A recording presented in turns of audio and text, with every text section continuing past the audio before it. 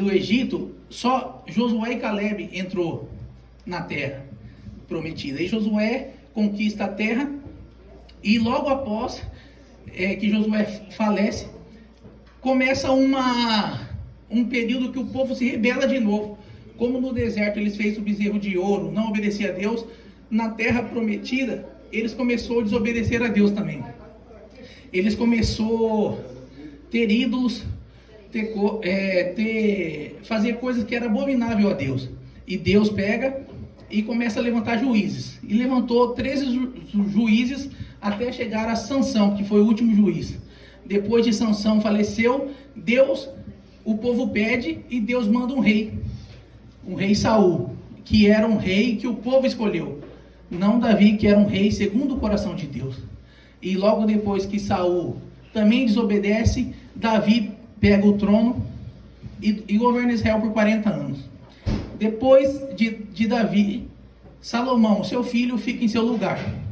E aí começa um dos maiores problemas do povo de Israel. Porque Salomão, sendo um homem muito inteligente, ele começou a fazer alianças com vários reis e começou a casar com as princesas. E as princesas vinham morar com ele, e através delas, elas vinham, mas traziam os deuses que eram da terra delas. Por exemplo, a princesa do Egito vinha e trazia os seus deuses do Egito. A princesa da Arábia vinha e trazia os seus deuses para Israel. E Deus começou a anunciar o juízo. E Salomão falece, o seu filho reina em seu lugar, só que ele não foi muito feliz e o reino se divide, o reino norte e o reino sul. O reino sul é onde está Judá, e é onde entra a história desses 4 jovens que eu queria falar para vocês. Daniel, Azarias, Misael e Ananias. Eles eram da linhagem real, eles eram dos nobres do povo de Judá. E eles eram ensinados a toda a cultura judaica. Eles obedeciam a Deus. Mesmo na terra deles, com tanta desobediência, eles permaneceram fiéis a Deus, ao costume, às leis que o Senhor tinha proposto. E quando chega o juízo que Deus havia anunciado há muitos anos atrás pelos seus profetas, o rei Nabucodonosor chega e leva esse povo cativo para a Babilônia.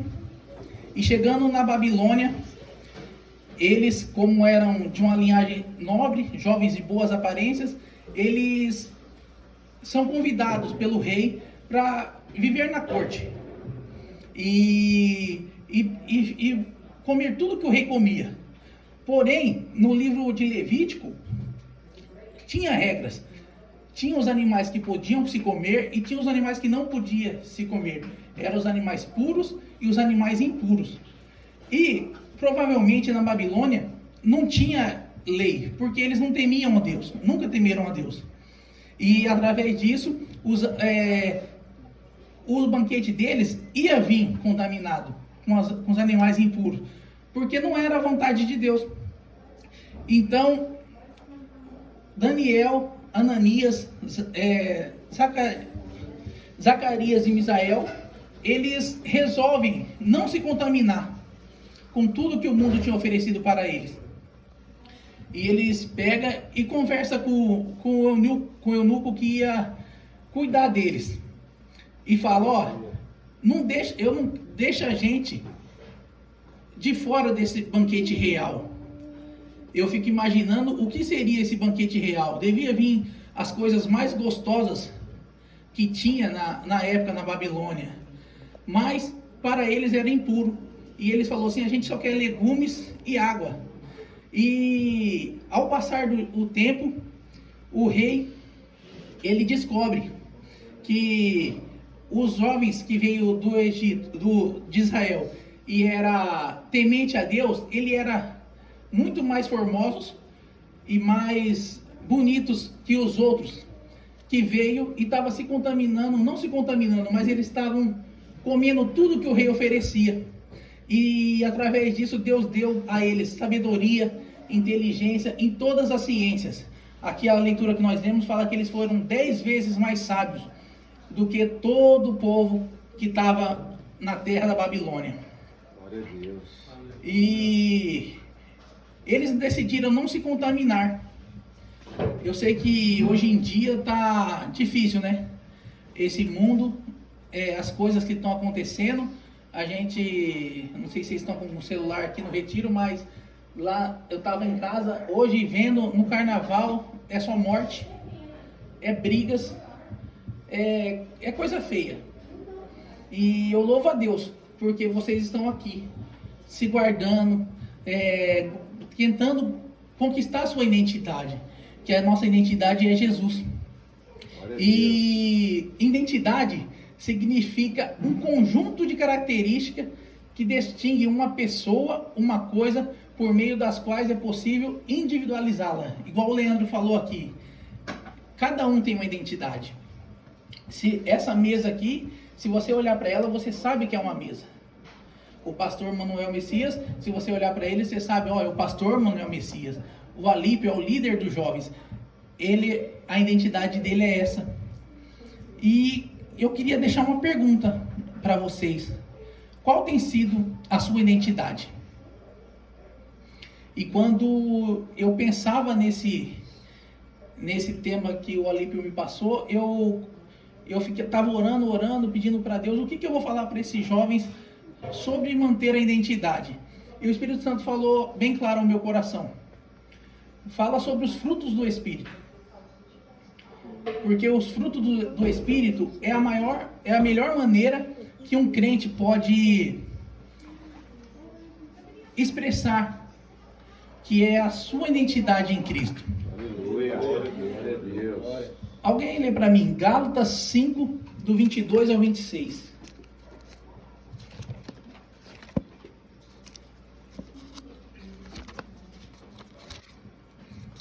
Quem achou pode ler. Mas o fruto do Espírito é amor, alegria, paz, longanimidade, benignidade, bondade, fidelidade, mansidão, domínio próprio. Contra essas coisas não há lei. E os que são de Cristo Jesus crucificaram a carne com as suas paixões e os seus desejos. Se vivemos no Espírito, andemos também no Espírito. Não nos deixemos possuir de vanglória, provocando uns aos outros, tendo inveja uns dos outros. Amém. Obrigado, Juninho. Aleluia. E os frutos do Espírito são esses que o irmão Júnior, ele leu aqui. E eu vou falar um pouquinho de cada um deles. Eu não vou me delongar muito. Eu só quero dar uma pincelada para que vocês fiquem com isso na cabeça e comecem a praticar e pedir para o Espírito Santo que ele dê a vocês o fruto do Espírito. O amor. O amor é o que Jesus fala, que é o maior mandamento de todos, é o primeiro, é amar a Deus acima de todas as coisas e ao teu próximo como a ti mesmo. Amar é a melhor expressão que alguém pode dar. É você ajudar o seu próximo, você cuidar de alguém, você amar a pessoa, você fazer o bem, sem pensar em receber nada em troca. Glória a Deus. A alegria. A alegria é aquele crente que, mesmo quando está passando por uma tribulação, ele está feliz e fala, Jesus é bom, Deus é bom. Glória a Deus. Ele entendeu o fruto do Espírito, que não é qualquer coisa que vai tirar ele da presença de Deus. Aleluia. A paz. Eu pegar um exemplo no velório da minha mãe, da minha finada mãe, uma mulher de Deus. Mesmo eu sabendo que a dor do luto, no meu coração eu tinha paz, porque eu sabia que ela ia estar na glória com Jesus. Aleluia. E é uma paz que a Bíblia fala que transcende todo entendimento. Não tem como você você explicar essa paz, porque o Espírito Santo coloca essa paz no nosso coração. Oh, Jesus. A longanimidade. Longanimidade significa uma paciência longa. Mesmo quando tem aquele irmão chatinho, que gosta de pegar no seu pé, que gosta, né? Geralmente é a esposa que faz. Mas você tem aquela paciência. Eu confesso para você que eu não era paciente. E ainda mais uma paciência longa. Eu era muito nervoso, estourado. Só que eu estou mudando. Deus tem trabalhado muito grande na minha vida. Glória a Deus. No final eu vou contar meu testemunho também, para edificação. Glória a Jesus. Aleluia. E a longanimidade é isso. É você ter uma paciência longa. Mesmo que te pegarem mesmo, para encher seu saco. É igual Jesus falou para Pedro, tem que perdoar 70 vezes 7. Então tem essa paciência aqui. A benignidade, você ser generoso, né? Você ajudar as pessoas sem receber nada em troca. Você ser uma pessoa boa, de coração bom.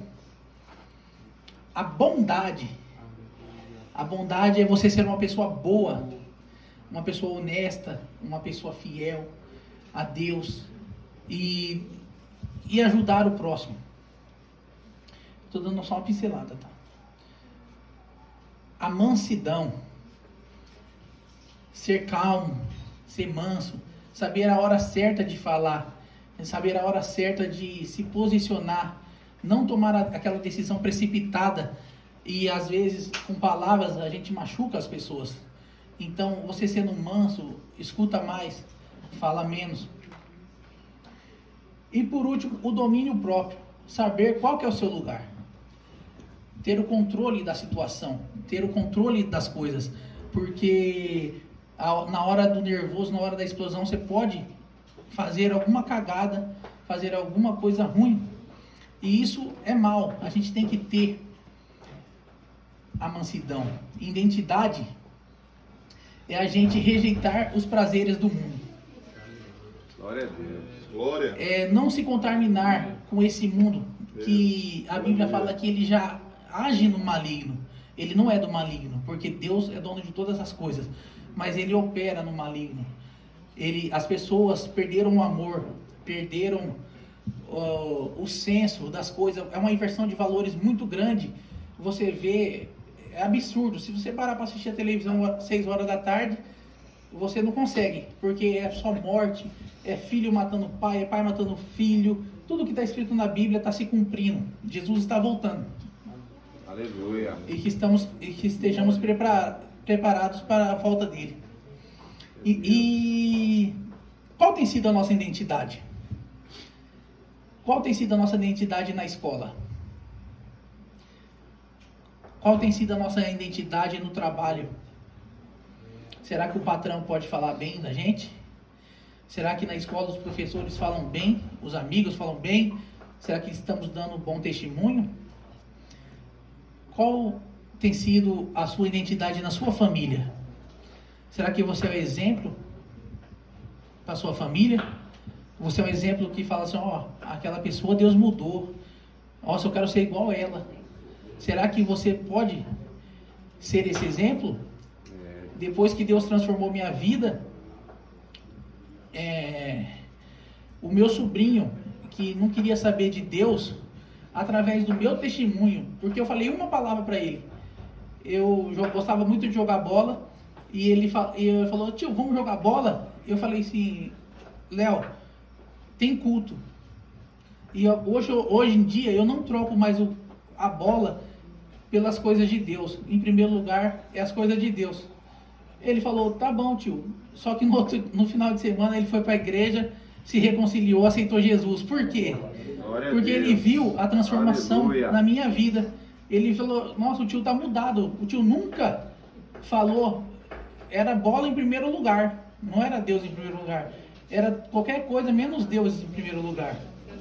Glória a Deus. Só que Daniel, Ananias, Misael e Azarias, eles não negaram a sua identidade. Mesmo na Babilônia, por causa disso Deus abençoou eles. E não foi fácil. Imagina você sair daqui do Brasil e para a Rússia, um exemplo. Chega lá, a língua é diferente, os costumes são diferentes, a comida é diferente, tudo é diferente. Você ainda imagina você sendo um escravo em outro lugar, mas eles não. Eles decidiram não se contaminar, mesmo que viesse retaliação, mesmo que viesse perseguição, e veio. Daqui a pouco a gente vai ver. Eles não se contaminaram com as coisas da Babilônia. Eles estavam na Babilônia, mas a Babilônia não estavam nele, porque eles estavam firmados em Deus, na lei do Senhor. Eles até mudaram o nome deles. Daniel, que significava Deus é meu juiz. Agora ele é Beltesazar, que significa senhora, esposa do Deus Bel, que protege o rei. Ananias significava Deus é gracioso.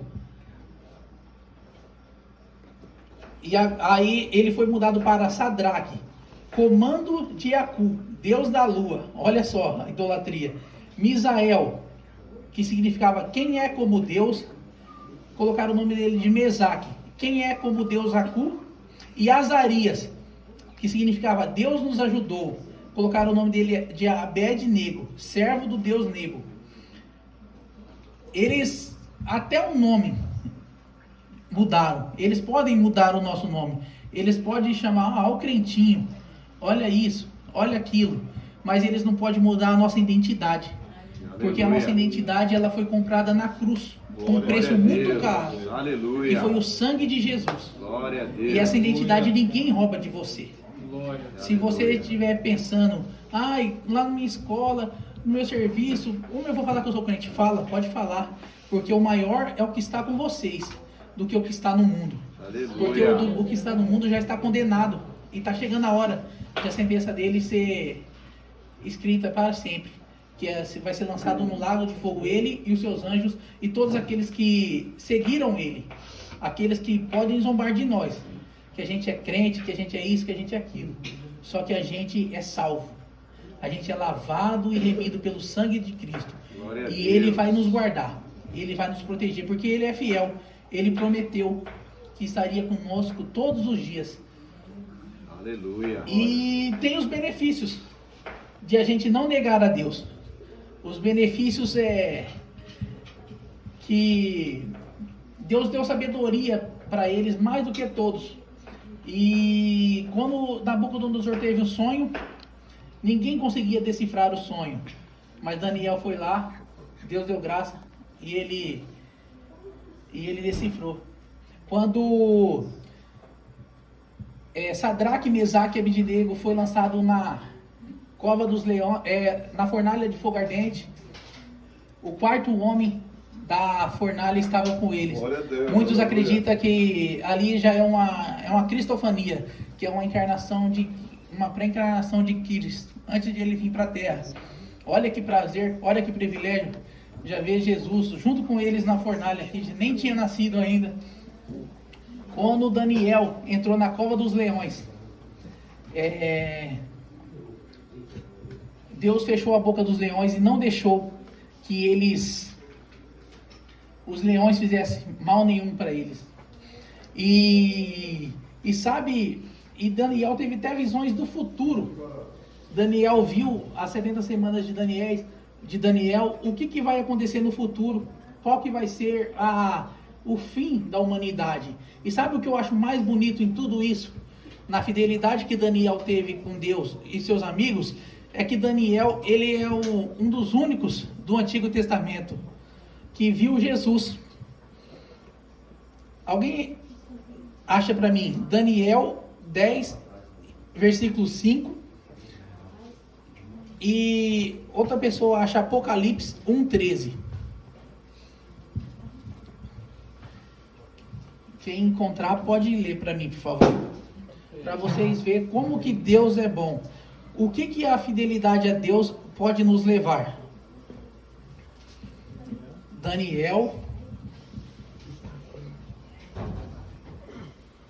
capítulo 10, versículo 5.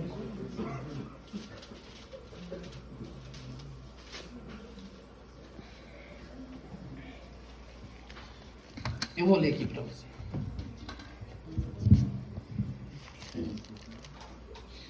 Olha que Deus mostrou para Daniel. Levantei os olhos e vi um homem vestido de linho, como um cinto de ouro puro e de ufaz na cintura. O seu corpo era como um berilo, o seu rosto parecia de um relâmpago, os seus olhos eram de tocha de fogo, e os seus braços e os seus pés brilhavam como bronze polido, e a voz de suas palavras era como barulhos de muitas multidões. Agora Apocalipse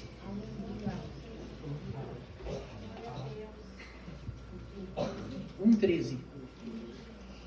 A mesma visão que Daniel teve, João vai ter no começo do Apocalipse. Lê para mim.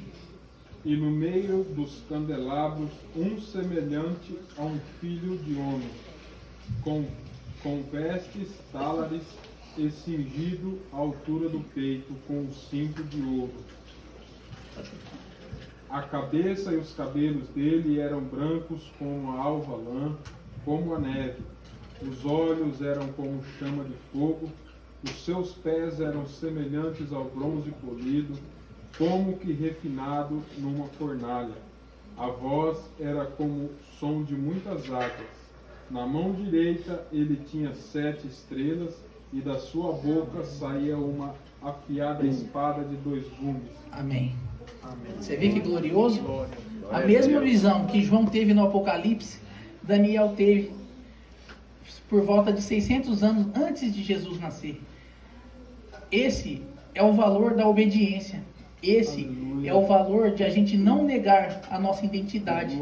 A nossa identidade, ela é Cristo, como eu falei. A nossa identidade é Jesus. E Ele é a nossa força, o nosso refúgio, a nossa fortaleza. Se a gente formos fiéis a Ele, com certeza, Ele é mais fiel ainda do que nós. Eu, com 2 dias de nascido, eu fui adotado por uma família de cristãos. Meu pai, irmão Leonardo, que é o sapateiro que o pastor falou, e minha mãe, irmã Sebastiana, uma serva de Deus, com 2 dias de vida, me adotaram. Eu fui criado na igreja. Porém, eu ia na igreja, mas eu não conhecia Jesus. É triste falar isso, porque eu perdi muitas coisas. Eu perdi muito tempo atrás de bola, atrás de videogame, atrás de fazer as coisas que não agradavam a Deus. E a minha identidade era o cara que ia na igreja, mas que fazia as coisas tudo errado. Eu não tinha uma identidade de cristão. Eu tinha a identidade do mundo, dentro da igreja. E cresci, ia nos retiros. Até a Aline brinca comigo que o lugar que eu dei mais trabalho, que era no retiro, que eu zoava. Deus fez eu pregar a primeira vez longe da minha igreja, que é aqui. E por isso essa noite vai ficar marcada na minha memória. Essa igreja já é especial para mim. E até quando eu cheguei à idade de... Faltava um mês para mim completar 33 anos. Foi uma missionária lá de Campinas na igreja. E ela começou a pregar. E quando ela começou a pregar, ela lembrava muito minha afinada mãe. E eu ficava olhando para ela. E ela ficava olhando para mim. E nesse intervalo, eu tive 2 visões na hora do culto. A primeira visão, eu estava no campo de futebol, onde eu jogava. E eu sofria um infarto fulminante. E eu morria. E eu via minhas vistas ficando escuras, e aquela correria, todo mundo, um desfibrilador, corre, socorre. E eu me despertei dessa visão, e eu tive outra visão. Nessa outra visão, eu fui levado a uns amigos meus. E esses amigos meus, eles lamentavam a minha morte. Nossa, o rato, meu perigo era rato, o rato não vai estar mais aqui com a gente, ele vai fazer muita falta quando a gente fazer um churrasco, uma confraternização, ele não vai estar mais aqui com a gente. E eu despertei. E quando essa irmã acabou o culto, eu tinha saído para pegar uma água, e ela falou, cadê aquele rapaz que estava aqui na frente? Me chamaram, eu voltei, e quando eu voltei, ela falou, olha filho, enquanto eu pregava aqui, eu vi um homem de branco na sua frente, e esse homem, ele fazia uma cirurgia em você, ele arrancava o seu coração velho, e te dava um novo coração novo. O seu coração velho estava tudo danificado, tudo cheio de gordura, cheio de sujeira, e esse coração que ele colocou no seu coração, esse coração novo que ele te deu, é um coração limpo, bonito. E eu vou falar uma coisa para você, filho, essa cirurgia demorou, porque eu olhava, ele estava fazendo, aí eu virava o olho, daqui a pouco eu olhava, ele estava fazendo a cirurgia de novo. E ela falou assim, ó, e ele olhou para o meu pastor e falou assim, ó pastor, todo mundo vai ver o que Deus vai fazer na vida desse menino. Glória a Deus. Glória a Deus. E hoje eu estou aqui dando essa palavra para vocês, dando esse testemunho para vocês, porque Deus pegou eu, que era improvável. Aleluia. Glória, O aleluia. menino que dava trabalho na igreja. O menino que não obedecia. Eu era respeitoso. Nunca desrespeitei o pastor, nunca desrespeitei ninguém. Só que eu também não obedecia. Eu não fazia questão. Eu ia para a igreja se eu queria, se eu não queria, eu ficava em casa. Ou ia para o jogo, ou ia fazer outras coisas. E Deus teve muita misericórdia de mim. Aleluia. Não foi pouca não. Glória a Por isso Deus. hoje eu entendo que aquele versículo que fala, onde abundou o pecado, superabundou a graça. Aleluia. Eu falo que comigo, a graça superabundou demais. Porque se não fosse a graça de Jesus, eu não estaria aqui hoje, dando essa palavra e contando esse testemunho para vocês. E sabe o que é mais triste de tudo isso? Era saber que na quarta-feira, que era o dia que eu ia morrer, porque ela falou, ó, dentro de 3 dias você vai sofrer um infarto, você ia sofrer um infarto fulminante e ia morrer. E eu jogo bola, era toda terça. E quando é feriado, que era 5 de setembro, ia ser 7 de setembro a terça-feira, muda para quarta, ia dar os 3 dias certinho. Ela veio lá de Campinas, como ela ia saber? Nem a minha esposa sabe direito.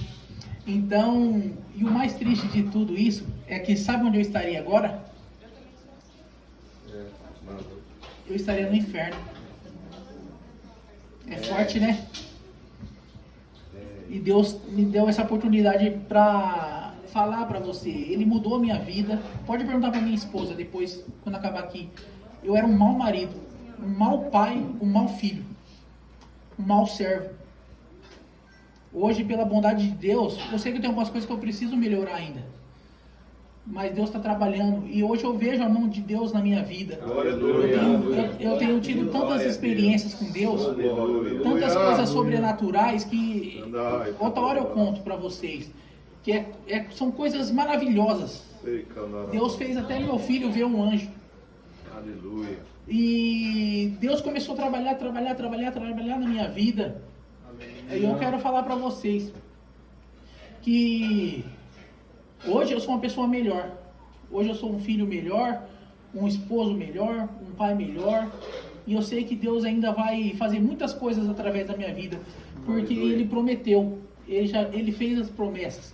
E Deus é fiel para cumprir o que Ele promete. Aleluia. Se Ele prometeu para você que vai fazer alguma coisa na sua vida, você pode descansar.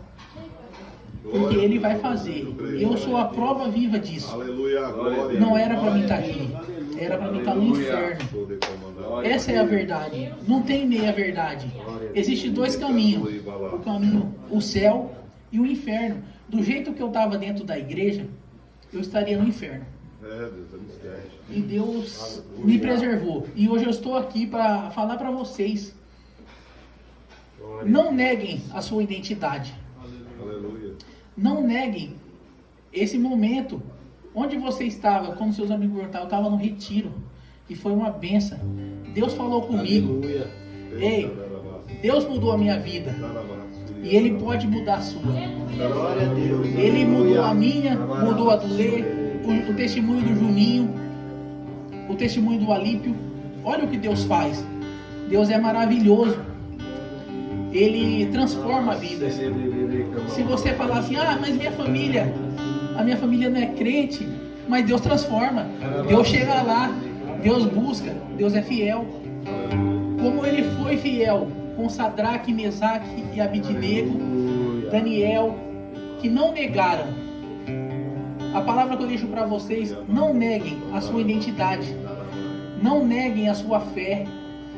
Maior é o que está com vocês do que o que está no mundo. Deus é fiel. Eu não me canso de dizer isso. Deus é fiel. Ele cumpre promessas. Ele restaura a vida. Ele restaura a família. Ele salva. Ele cura e Ele ainda batiza com o Espírito Santo. E a cereja do bolo, sabe qual é a cereja do bolo? É que um dia Ele vai voltar.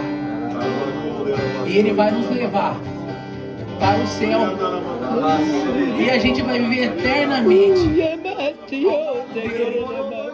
Aleluia.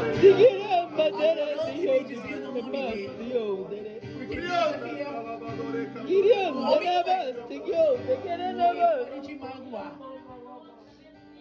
A sua família pode te magoar. As pessoas do mundo podem. Mas Ele não. Mesmo quando Ele te trata, mesmo quando Ele te corrige com amor, porque Ele é um Pai bondoso. A Bíblia fala que Ele é um Pai misericordioso. Aleluia. E eu não poderia deixar esse culto acabar sem fazer um apelo aqui. Se tem alguém aqui que ainda não aceitou Jesus, assim como até que você que é crente, já é filho de crente, assim como o filho de peixinho é, filho de crente, crentinho não é. A salvação é individual. Você precisa aceitar Jesus. Você precisa ter uma identidade. Quando alguém te perguntar qual é a sua identidade, a minha identidade é Jesus. A minha identidade é Cristo. E eu queria fazer um convite aqui essa noite. Se tem alguém que crê que Deus pode mudar vidas, que Deus pode transformar a família, que Deus pode transformar todas as circunstâncias e que quer aceitar Jesus como seu único e suficiente Salvador, que esse testemunho, como os demais testemunhos, falou com você, como Deus mudou a minha vida, Ele pode mudar a sua vida. Se tiver alguém, faça um sinal com a sua mão, ergue a sua mão direita e a gente vai orar para você. Não é vergonha. Vergonha é você sair de casa no carnaval e não voltar. Vergonha é você negar a sua identidade. Jesus, Ele quer te salvar. Jesus, Ele quer mudar a sua vida. Ele transforma a vida, Ele transforma histórias, Ele transforma qualquer ambiente. O que é trevas, Ele traz para a luz. Jesus é luz. Aleluia. Se tiver alguém que queira aceitar Jesus, faz um sinal com a sua mão, erga a sua mão e a gente vai orar, o pastor vai orar por vocês e vocês vão ver como que é bom servir a esse Deus. Não fica com vergonha dos seus amigos. Eu tenho certeza que se você aceitar Jesus, eles vão te abraçar, vão te beijar, vão te dar um abraço mais forte do mundo, porque você está tomando a melhor decisão que uma pessoa pode tomar, é entregar a sua vida para Jesus e Ele ser o seu guia, Ele ser a sua luz, Ele que conduz o nosso caminho. Tem alguém que quer aceitar Jesus? Faz um sinal com a sua mão, não é vergonha. Deus quer mudar a sua vida, Ele quer transformar a sua família, Ele quer mudar o seu ambiente. Eu não vou me delongar. A oportunidade sempre é dada. Eu tive uma chance. Jesus foi misericordioso comigo. Espero que outra oportunidade você tenha também essa chance de poder entregar a sua vida para Jesus. E você vai ver como que é bom servir a Deus. Apesar das nossas dificuldades, apesar de tudo, a gente tem paz, a gente tem alegria, a gente é feliz porque a gente tem Jesus. E a própria felicidade. E desde já eu agradeço a Deus a oportunidade pelo pastor Manuel Messias, o Alípio. Que Deus continue abençoando essa igreja, que Deus continue abençoando essa casa, e que essa juventude cresça cada dia mais, e o nome do Senhor seja cada dia mais glorificado neste lugar. Obrigado pela oportunidade, em nome de Jesus.